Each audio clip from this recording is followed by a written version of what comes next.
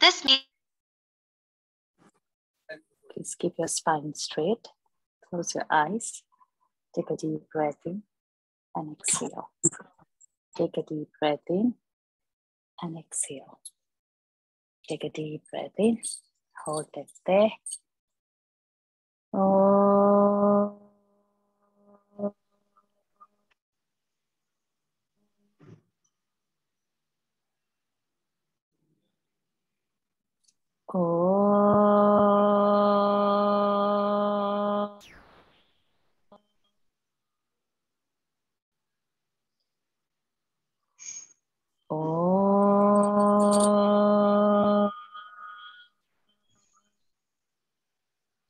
Om Shri Ganeshaya Namaha. Om Shri Saraswatyai Namaha. Om Shri Gurubhyo Namaha. Samasta Jana Kalyane Niratam Karunamayam Namami Chinmayam Devam Sadgurum Brahma Vidwaram Sadgurum Brahma Vidwaram Sarva Mangala Mangalye Shive Sarvartha Sadhike शरण्ये त्र्यंबके गौरी नारायणी नमोस्तुते नारायणी नमोस्तुते. Over to you, Vinay. ध्यानम् सिन्धूरारुण विग्रहान् त्रिनयनां माणिक्यमौलिस्फुरत्तारानायक शेखरां स्मितमुखीमापीनवक्षोरुहाम् पाणिभ्यामलिपूर्णरत्नचषकं रक्तोत्पलं बिभ्रतीं सौम्यां रत्नघटस्थरक्तचरणान् ध्यायेत् परामम्बिकाम् अरुणां करुणातरङ्गिताक्षीं धृतपाशाङ्कुशपुष्पबाणचापाम् अणिमादिभिरावृतां मयूखैः अहमित्येव विभावये भवानीम् ध्यायेत् पद्मासनस्थां विकसितवदनां पद्मपत्रायताक्षीं हेमाभां पीतवस्त्रां करकलितलसद्धेम पद्मां वराङ्गीं सर्वालङ्कारयुक्तां सततमभयदां भक्तनम्रां भवानीं श्रीविद्यां शान्तमूर्तिं सकलसुरनुतां सर्वसम्पत्प्रदात्रीं सकुङ्कुमविलेपनामलिकचुम्बिकस्तूरिकां समन्दहसितेक्षणां सशरचापपाशाङ्कुशाम् अशेषजनमोहिनीमरुणमाल्यभूषाम्बरां जपाकुसुमभासुरां जपविधौ स्मरेदम्बिकाम् ॐ ऐं ह्रीं श्रीं ॐ श्रीमात्रे नमः. ॐ श्रीमाता श्रीमहाराज्ञी श्रीमत्सिंहासनेश्वरी चिदग्निकुण्डसम्भूता देवकार्यसमुद्यता उद्यद्भानुसहस्राभा चतुर्बाहुसमन्विता रागस्वरूपपाषाढ्या क्रोधाकाराङ्कुशोज्ज्वला मनोरूपेक्षुकोदण्डा पञ्चतन्मात्रसायका निजारुणप्रभापूरमज्जद्ब्रह्माण्डमण्डला चम्पकाशोकपुन्नागसौगन्धिकलसत्कचा कुरुविन्दमणिश्रेणी कनत्कोटीरमण्डिता अष्टमी चन्द्रविभ्राजदलितस्थलशोभिता मुखचन्द्रकलङ्काभमृगनाभिविशेषका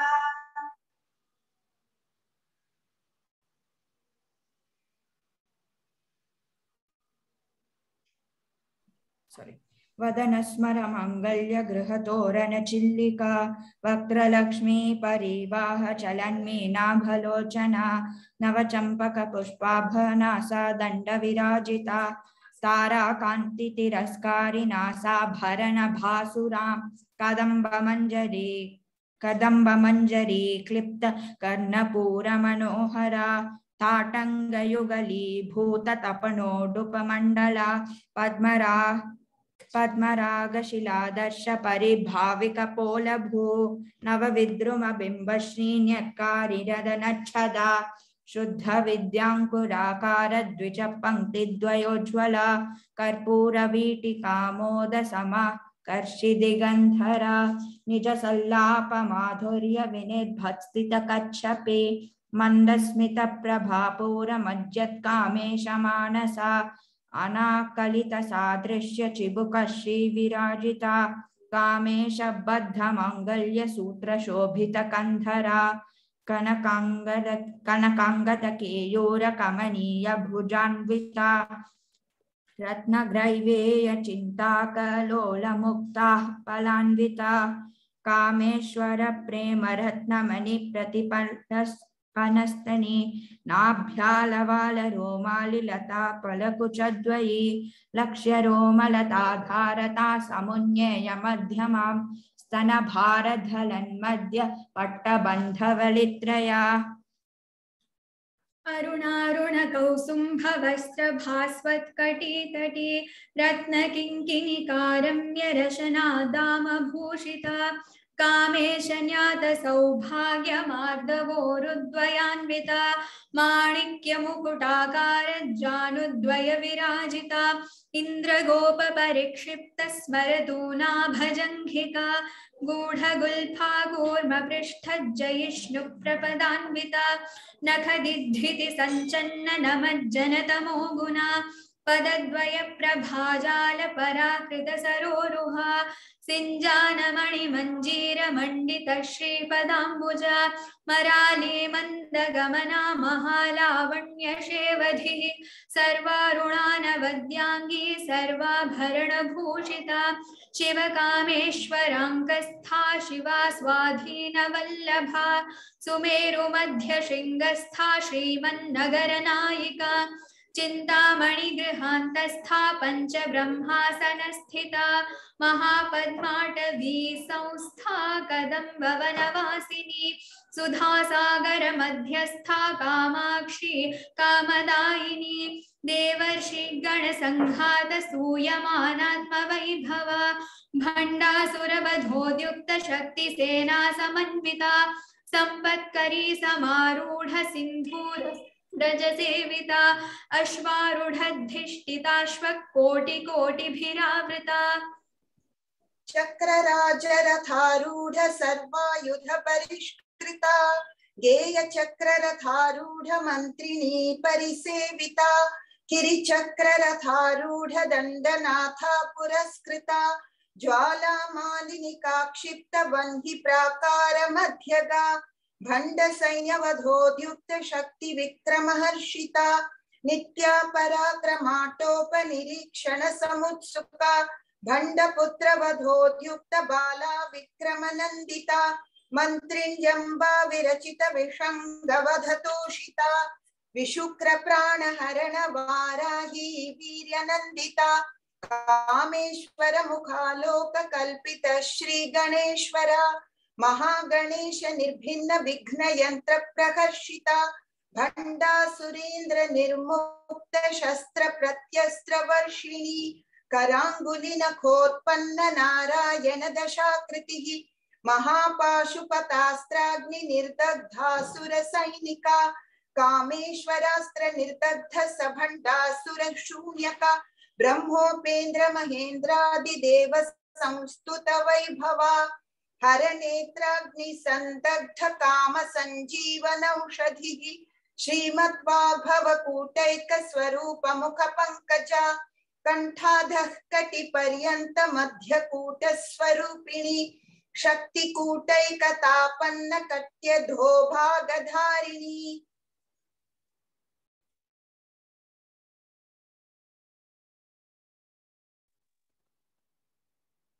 मूल मंत्रात्मिका मूल कूटत्रय कलेबरा कुलामृतैक रसिका कुल संकेत पालिनी कुलांगना कुलांतस्था कौलिनी कुल योगिनी अकुला समयांतस्था समयाचार तत्परा मूलाधारैक निलया ब्रह्म ग्रंथि विभेदिनी मणिपुरांधरुदिता विष्णु ग्रंथि विभेदिनी आज्ञा चक्रांतरालस्था रुद्रा ग्रंथि विभेदिनी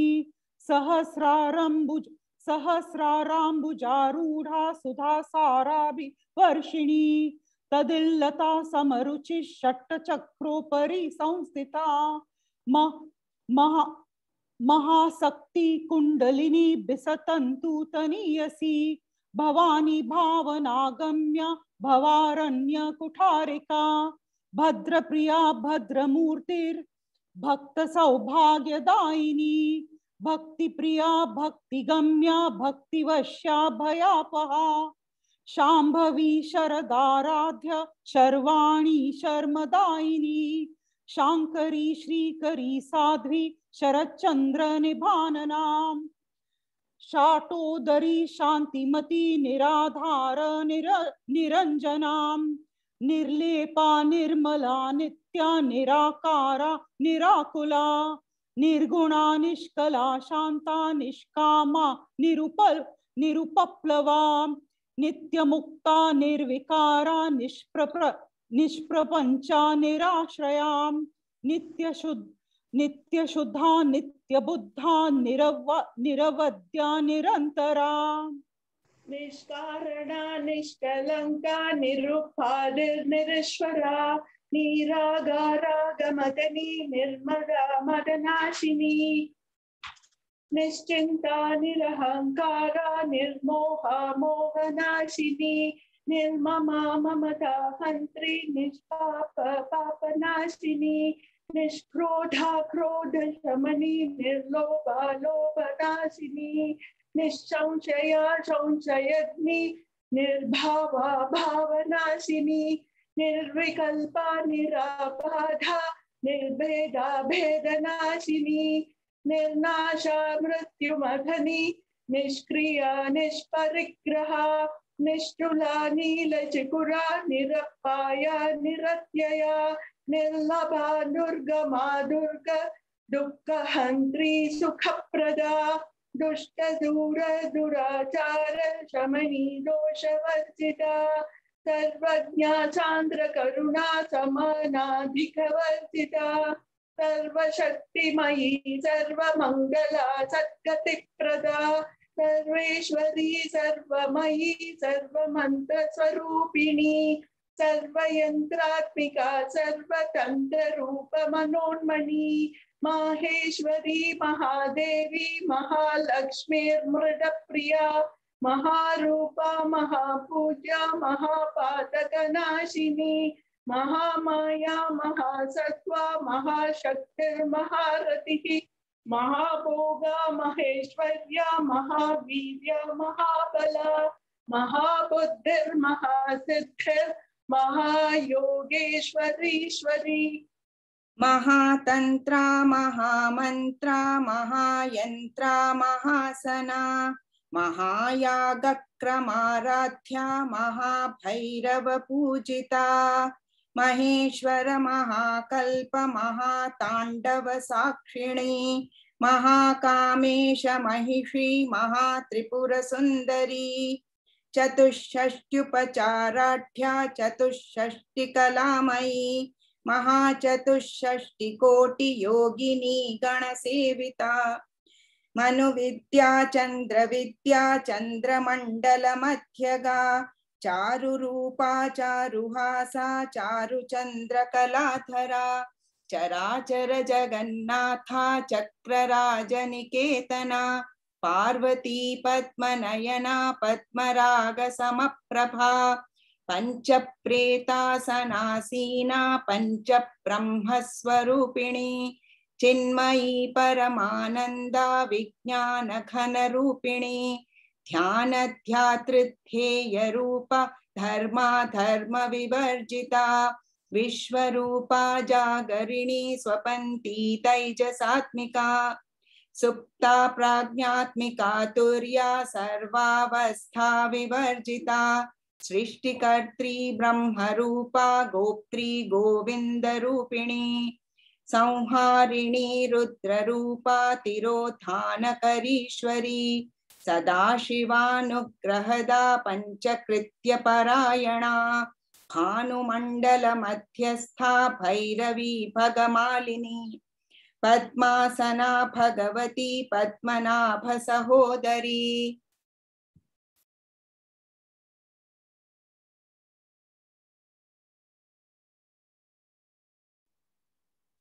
उन्मेष निमिषोत्पन्न विपन्न भुवनावली सहस्रशीर्ष वदना सहस्राक्षी सहस्रपात् आब्रह्म कीट जननी वर्णाश्रम विधायिनी निजाद्यारूप निगमा पुण्या पुण्य फलप्रदा श्रुति सीमंत सिंदूरीकृत पादाब्ज धूलिका सकलागम संदोह शुक्ति संपुट मौक्तिका पुरुषार्थ प्रदा पूर्णा भोगिनी भुवनेश्वरी अंबिका नादि निधना हरिब्रह्मेन्द्र सेविता नारायणी नादरूपा नामरूप विवर्जिता ह्रींकारी ह्रीमती हृद्या हेयोपादेय वर्जिता राजराजार्चिता राज्ञी रम्या राजीवलोचना रंजनी रमणी रस्यारणत्किङ्किणी मेखला रमा राकेन्दुवदना रतिरूपा रतिप्रिया रक्षाकरी राक्षसघ्नी रामा रमण लम्पटा काम्या कामकलारूपा कदम्ब कुसुम प्रिया कल्याणी जगती कमदा करुणा रससागरा कलावती कलालापा कांता कादम्बरी प्रिया वरदा वामनयना वारुणी मद विफला विश्वाधिका वेद वेद्या विंध्याचल निवासिनी विधात्री वेद जननी विष्णुमाया विलासिनी क्षेत्र स्वरूपा क्षेत्रेशी क्षेत्र क्षेत्रज्ञपालिनी क्षय वृद्धि विनिर्मुक्ता क्षेत्रपाल समर्चिता विजया विमला वन्द्या वन्दारुजन वत्सला वाग्वादिनी वामकेशी वह्नि मंडलवासिनी भक्तिमक्कल्पलतिका पशुपाश विमोचिनी समृता शेषपाषाणा सदाचार प्रवर्तिका तापत्रयाग्निसंतपा समाह्लादन चंद्रिका तरुणी तापसाराध्या तनुमध्या तमोपहा चितिस्तत्पद लक्ष्यार्था चिदेकारसरूपिणी स्वात्मानंदाल विभूता ब्रह्माद्यानंद संततिः परा प्रत्यक्षिति रूपा पश्यन्ति परदेवता मध्यमा वैखरी रूपा भक्तमानसहंसिका कामेश्वर प्राणनाडी कृतज्ञा कामपूजिता श्रृंगार रस संपूर्णा जया जालंधर स्थिता ओड्यानपीठ निलया बिंदु मंडल वासिनी रहो याग क्रमाराध्या रहस्यपर्ण तर्पिता सध्य प्रसादिनी विश्व साक्षिनी साक्षिवर्जिता षडंग देवता युक्ता षड्गुण्य परिपूरिता नित्य किलना निरुपमा निर्वाण सुखदायिनी नित्य षोडशिका रूपा श्रीकंठादर शरीरिणी प्रभावती प्रभारूपा प्रसिद्धा परमेश्वरी मूल प्रकृति अव्यक्ता व्यक्ता व्यक्त स्वरूपिणी व्यापिनी विविधाकारा विद्या विद्या स्वरूपिणी महाकामेश नयन कुमुदाहाल्द कौमुदी भक्त हार्द तमोभेद भानु मद्भानु संततिः शिवदूती शिवाराध्या शिवमूर्ति शिवंकरी शिवप्रिया शिवपरा शिष्टेष्टा शिष्टपूजिता अप्रमेया स्वप्रकाशा मनोवाचाम गोचरा चिच्छक्तिश्चेतना रूपा जड़शक्तिर्जड़ात्मिका गायत्री वृत्ति संध्या द्विजवृंद निषेविता तत्वासना तत्वमयी पंचकोशांतरस्थिता निस्सीम महिमा नित्य यौवना मदशालिनी मद्भुर्नित रक्ताक्षी मदपाटल गंडभूः चंदन द्रव दिग्धांगी चांपेय कुसुम प्रिया कुशुला कोमलाकारा कुरुकुल्ला कुलेश्वरी फूलकुंडलया कौल्य मार्ग तत्पर सेविता कुमार गंडनाथांबा तुष्टिः पुष्टिर्मतिधृतिः शांति स्वस्तिमती कांतिर्नंदिनी विघ्ननाशिनी तेजोवती त्रयनयना लोलाक्षी कामरूपिणी मालिनी हंसिनी माता मलया चालवासिनी सुमुखी नलिनी शुभ्रशोभना सुरनायिका कालकंठी कांतिमती क्षोभिणी सूक्ष्मरूपिणी वज्रेश्वरी वामदेवी वयोवस्था विवर्जिता सिद्धेश्वरी सिद्धविद्या सिद्धमाता यशस्विनी विशुद्धिचक्रनिलया रक्तवर्णा त्रिलोचना खड्वाङ्गादिप्रहरणा वदनैकसमन्विता पायसान्नप्रिया वक्वस्था पशुलोकभयङ्करी अमृतादिमहाशक्तिः संवृता डाकिनीश्वरी अनाहताब्जनिलया श्यामा भावदनद्वया दंष्ट्रोज्ज्वलाक्षमालादिधरा रुधिरसंस्थिता कालरात्र्यादिशक्त्यैघवृता स्निग्धौदनप्रिया महावीरेन्द्र वरदा राकिण्यम्बा स्वरूपिणी मणिपूराब्जनिलया वदनत्रय संयुता वज्रादिकायुधोपेता डामर्यादिभिरावृता रक्तवर्णा मांसनिष्ठा गुडान्नप्रीतमानसा समस्तभक्त सुखदा लाकिन्यम्बा स्वरूपिणी स्वादिष्ठानाम्बुजगता चतुवक्त्रमनोहरा शूलाद्यायुध संपन्ना पीतवर्णातिगर्विता मेदोनिष्ठा मधुप्रीता बन्धिन्यादिसमन्विता तद्यन्नासक्त हृदया काकिनी रूपधारिणी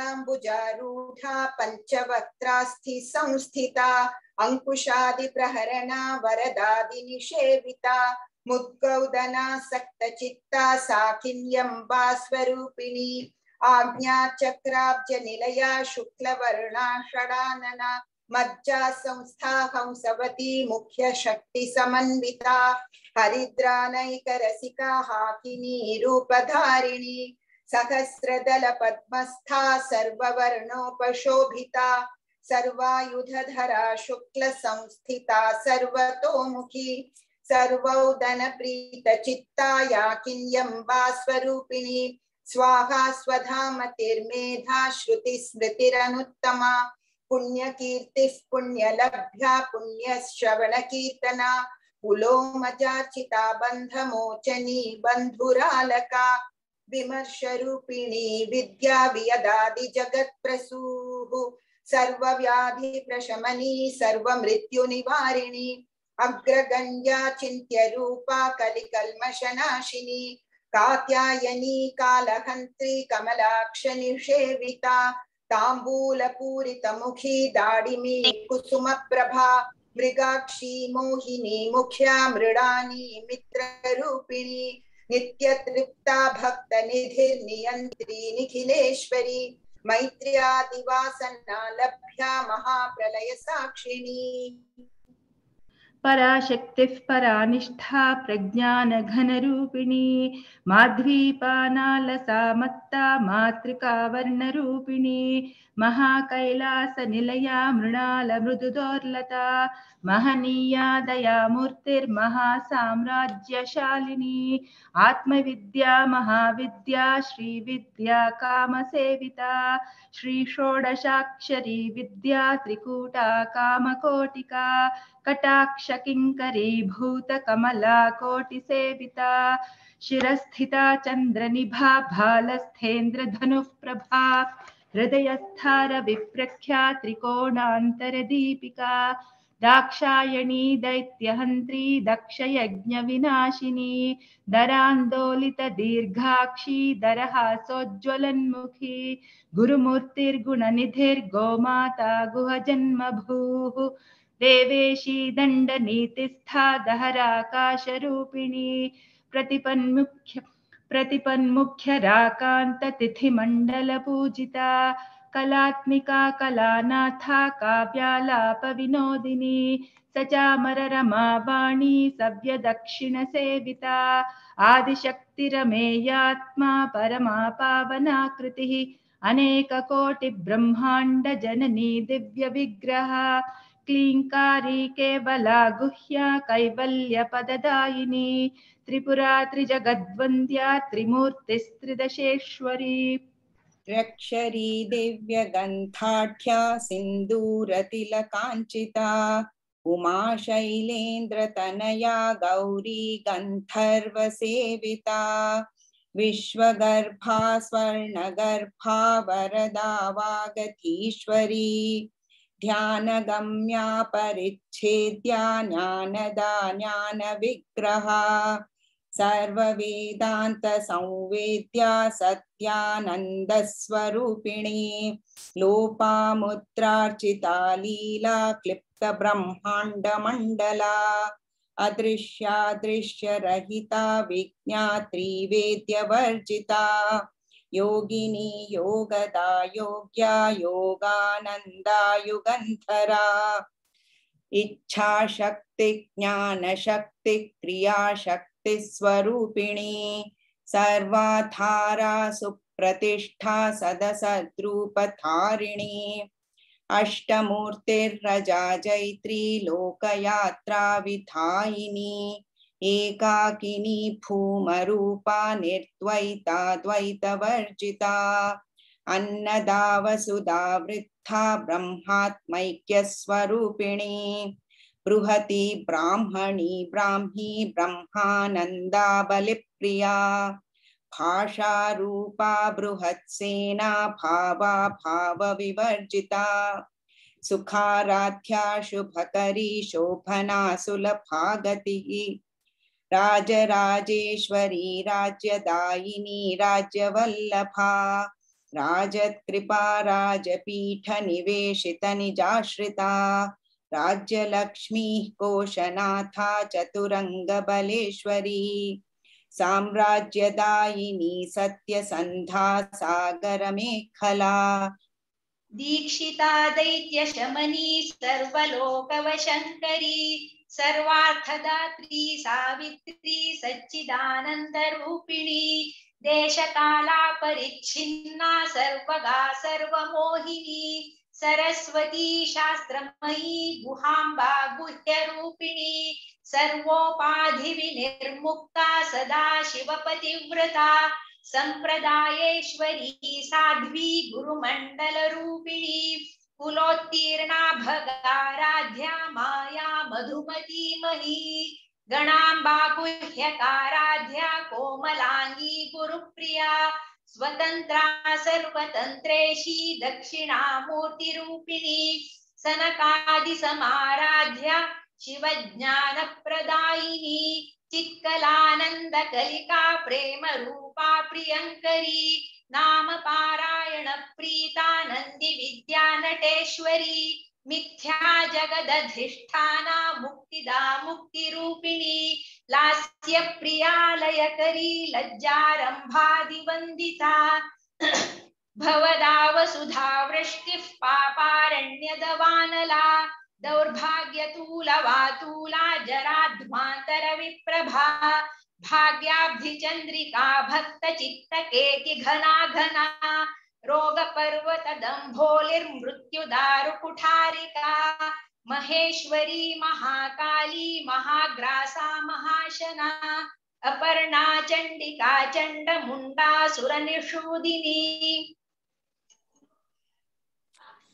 चराचरात्मिका सर्वलोकेशी विश्वधारिणी त्रिवर्गदात्री सुभगा त्र्यंबका त्रिगुणात्मिका स्वर्गापवर्गदा शुद्धा जपा पुष्पनिभाकृतिः ओजोवती द्युतिधरा यज्ञरूपा प्रियव्रता दूराराध्या दुराधर्षा पाटिली कुसुमप्रिया महती मेरुनिलया मंदार कुसुमप्रिया वीराराध्या विराट रूपा विरजा विश्वतोमुखी प्रत्यग्रूपा पराकाशा प्राणदा प्राणरूपिणी मार्तंड्य भैरवाराध्या मंत्रिणी न्यस्त्यराजधूः त्रिपुरेशी जयत्सेना निस्त्रिगुण्या परापरा सत्यज्ञानानन्दरूपा सामरस्य परायणा कपर्दिनी कलामाला कामधुक्कामरूपिणी कलानिधिः काव्यकला रसज्ञा रससेवधीः पुष्टा पुरातना पूज्या पुष्करा पुष्करेक्षणा परञ्ज्योतिः परन्धाम परमाणुः परात्परा पाशहस्ता पाशहन्त्री परमन्त्र विभेदिनी मूर्ता मूर्ता नित्यतृप्ता मुनिमानसहंसिका सत्यव्रता सत्यरूपा सर्वान्तर्यामिनी सती ब्रह्माणी ब्रह्मजननी बहुरूपा बुधार्चिता प्रसवित्री प्रचंडाज्ञा प्रतिष्ठा प्रकटाकृतिः प्राणेश्वरी प्राणदात्री पंचशत्पीठरूपिणी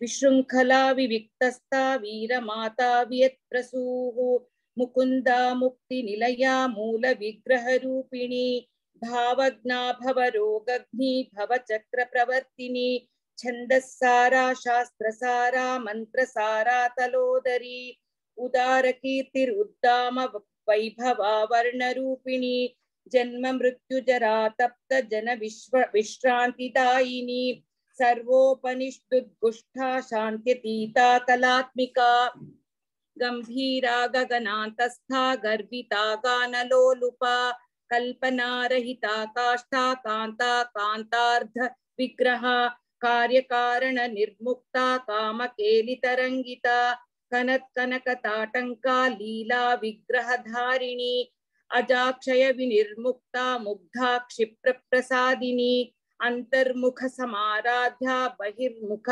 सुदुर्लभा त्रयी त्रिवर्ग निलया त्रिस्था त्रिपुरमालिनी निरामया निरालंबा स्वात्मा रामा सुधा श्रुतिः संसार पंक निर्मग्ना समुद्धरण पंडिता यज्ञप्रिया यज्ञकर्त्री यजमान स्वरूपिणी धर्माधारा धनाध्यक्षा धन धान्य विवर्धिनी विप्रप्रिया विप्ररूपा विश्वभ्रमणकारिणी विश्वग्रासा विद्रुमाभा वैष्णवी विष्णुरूपिणी अयो निर्योनि निलया कूटस्था कुलरूपिणी वीरगोष्ठी प्रिया वीरा नैष्कर्म्यानादरूपिणी विज्ञानकलना कल्या विदग्धा बैन्दवासना तत्त्वाधिका तत्त्वमयी तत्त्वमर्थस्वरूपिणी सामगानप्रिया सौम्या सदाशिवकुटुम्बिनी सव्यापसव्यमार्गस्था सर्वापद्विनिवारिणी स्वस्था स्वभावमधुरा धीरा धीरसमर्चिता चैतन्यार्घ्य समाराध्या चैतन्यकुसुमप्रिया सदोदिता सदा तुष्टा तरुणादित्यपाटला दक्षिणा दक्षिणाराध्या दरस्मेरमुखाम्बुजा कौलिनी केवलानर्घ्य कैवल्यपददायिनी स्तोत्रप्रिया स्तुतिमती श्रुतिसंस्तुत वैभवा मनस्विनी मानवती महेशी मङ्गलाकृतिः विश्वमाता जगद्धात्री विशालाक्षी विरागिणी प्रगल्भा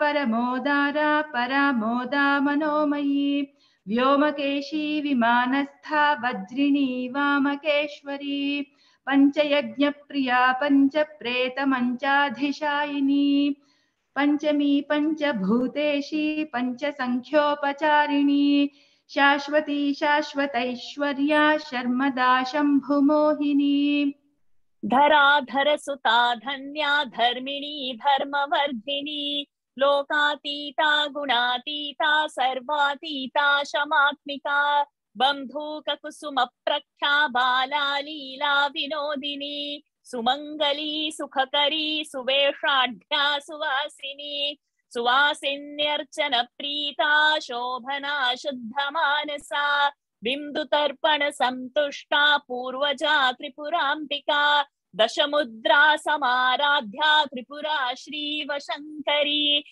ज्ञानमुद्रा ज्ञानगम्या ज्ञानज्ञेय स्वरूपिणी योनिमुद्रा त्रिखंडेशी त्रिगुणांबा त्रिकोणगा अनघाद्भुत चारित्रा वांछितार्थ प्रदायिनी अभ्यासातिशय ज्ञाता षडध्वातीत रूपिणी अव्याज करुणामूर्तेरज्ञानध्वान्त दीपिका आबाल गोप विदिता सर्वानुल्लंघ्य शासना श्रीचक्रराज निलया श्रीम त्रिपुर सुंदरी श्री शिवा शिवशक्त्यैक्य रूपिणी ललितांबिका एवं श्री ललिता देव्या नाम्नां साहस्रकञ्चगुः इति श्री ब्रह्मांड पुराणे उत्तरखंडे श्री हयग्रीवागस्त्य संवादे श्री ललिता सहस्रनाम स्तोत्रम संपूर्णम्।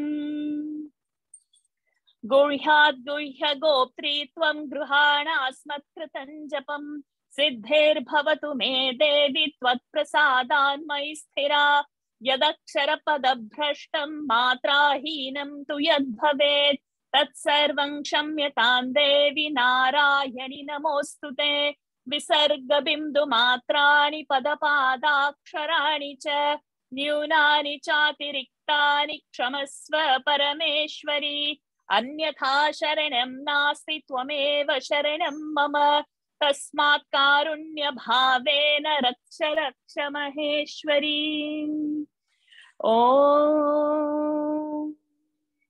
पूर्णमदः पूर्णमिदं पूर्णात् पूर्णमुदच्यते पूर्णस्य पूर्णमादाय पूर्णमेवावशिष्यते। ॐ शान्ति शान्ति शान्तिः। हरिः ओम्। श्री गुरुभ्यो नमः। हरिः ओम्। श्रीदेव्यार्पणमस्तु। Hari Om, everyone. Thank you. So this was our last session for this season.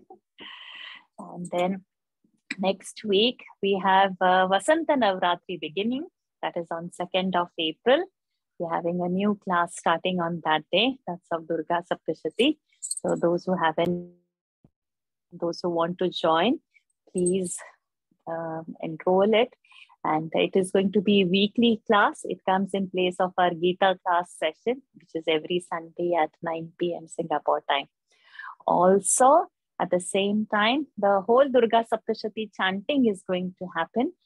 Dear Nisha would be doing that. So those who want to participate in that, to listen to it, and you can chant on mute along with her.